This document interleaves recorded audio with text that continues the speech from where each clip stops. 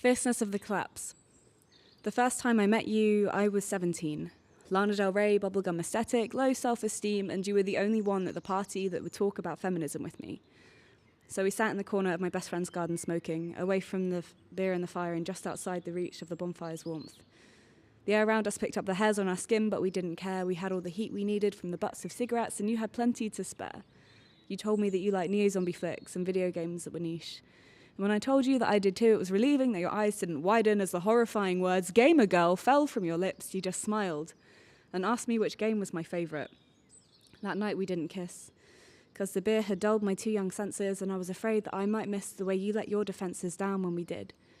So I said, I'll see you again. And that night when I tried to sleep, I lay awake in the dark. I saw oceans behind your eyes, frontiers under your skin. I pictured the way you filled atlases with imagined sunsets before they even had the chance to begin.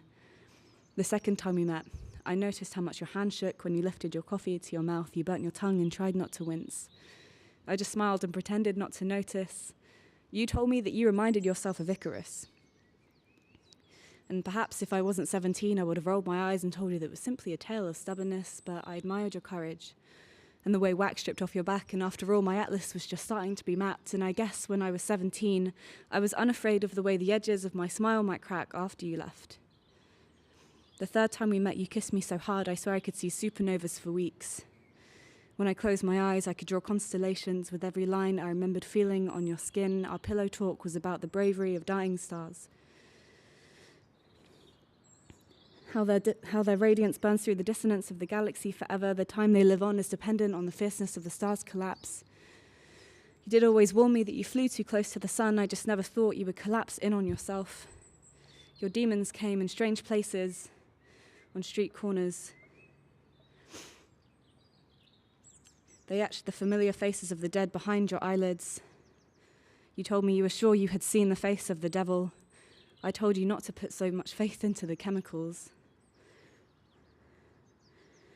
But those that go looking for water often find themselves at the bottom of a well, and with all the bravery of a dying star, I thought that I might save you from hell. As innocence encourages a child to save a fallen bee, not expecting it to sting when they pick it up. There was nothing fierce about the way you collapsed. There was no poignant moment when we stood in the rain, hand in hand, knowing that it was the end. There was a conversation on your unmade bed, in the room where we had promised each other miracles with the lyrical words we said. You gently told me that you had tried to stop bleeding for me. You told me that you had loved me, but you didn't know how to love anymore. You weren't even sure how to bleed. I said it was okay. I hid my heartbreak in my hands, all ringing in calamity, feeling something inside me shift, something I knew would make my edges scratch forever.